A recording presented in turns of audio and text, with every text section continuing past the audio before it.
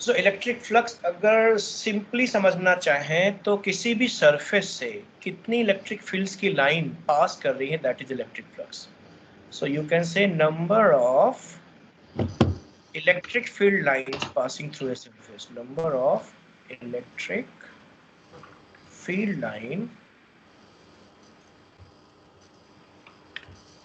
passing through a surface.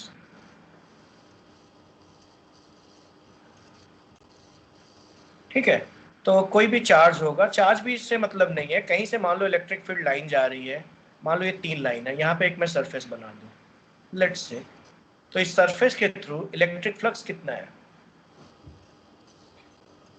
E cross delta S. नहीं नहीं, इससे बताओ बस, number of electric field lines passing through surface, ये 3. क्लियर है कि नहीं?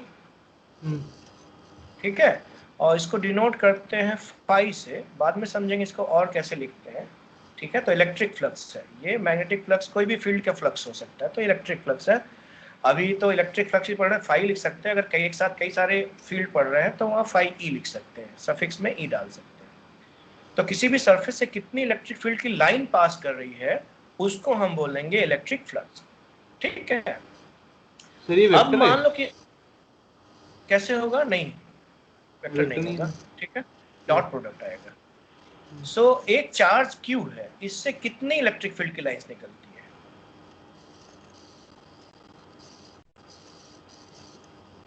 वो मतलब क्या, वो क्या कहते हैं, Q by F E naught F naught Q by Q by F naught F naught के एप्सिलॉन नॉट.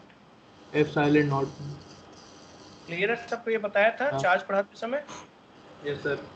क्लियर है. अब अगर इस पूरे चार्ज को मैं एक स्फीयर से क्लोज कर दूं, ठीक है, ये स्फीयर है, ठीक है, स्फीयर के अलावा कोई भी क्लोज सरफेस ले लो और उसके अंदर एक चार्ज Q रख दो, ठीक है, तो ये दोनों कैसे सरफेस है? Closed surface. क्लियर है? तो अब इस स्फीयर के थ्रू इलेक्ट्रिक फ्लक्स कितना होगा?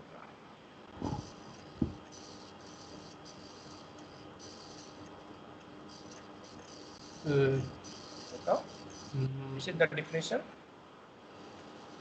Q by E naught, again E epsilon naught. Clear है? इस सरफेस के थ्रू वही होना चाहिए, क्लोज्ड. क्लियर है? इनफैक्ट किसी भी क्लोज सरफेस के थ्रू क्या होगा? Electric flux Q by epsilon naught. हाँ है ना, यही गॉस लॉ है. क्लियर है कि नहीं? सो गॉस लॉ क्या हो गया? किसी भी क्लोज सरफेस के थ्रू जो इलेक्ट्रिक फ्लक्स होगा, टोटल इलेक्ट्रिक फ्लक्स होगा, वो किसके बराबर होगा? वो बराबर होगा charge enclosed divided by epsilon not. यहाँ Q, मान लो कि इसके अंदर मैं Q1 प्लस Q2 चार्ज रख देता, ठीक है, एक चार्ज Q1 एक चार्ज Q2, तब यहाँ क्या आता? चार्ज इनक्लोज Q की जगह क्या आता? Q1 Q net, that is Q1 plus Q2 इस केस में बाय एप्सिलॉन नॉट. क्लियर है कि नहीं? इतनी बात सबको क्लियर है? What is electric flux? बहुत सिंपल है, number of electric field line passing through a surface. तो किसी भी क्लोज सरफेस के थ्रू टोटल जो इलेक्ट्रिक फ्लक्स होगा वो कितना होगा? जितना चार्ज उसके अंदर है divided by epsilon naught. Clear है? Yes sir. मैथमेटिकली कैसे डिफाइन करेंगे?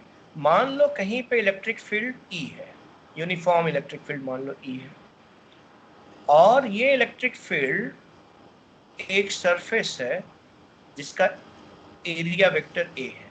तो एरिया वेक्टर सरफेस के परपेंडिकुलर होता है. मान लो ये एरिया वेक्टर हो गया और ये तुम्हारा इलेक्ट्रिक फील्ड E है, ठीक है, तो बताओ इसके थ्रू फ्लक्स जा रहा है कि नहीं जा रहा है? बस इतना बताना फ्लक्स जा रहा है कि नहीं जा रहा है।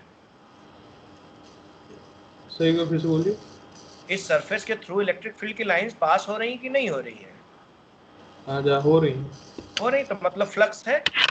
हाँ ओके, अगर यही जो सरफेस है इसको मैं हॉरिजॉन्टली ऐसे रख देता था,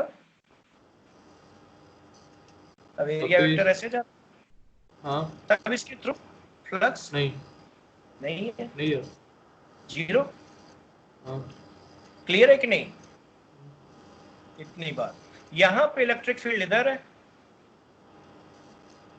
और एरिया वेक्टर इधर है, और इन दोनों को ऐसा मल्टीप्लाई करें कि जीरो आ जाए, और इन दोनों को हाँ ऐसा मल्टीप्लाई करें कि कुछ आ जाए।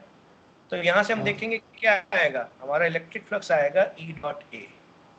हाँ क्लियर है कि नहीं क्लियर है? ओके। तो इलेक्ट्रिक फ्लक्स बराबर electric field vector dot product of area vector.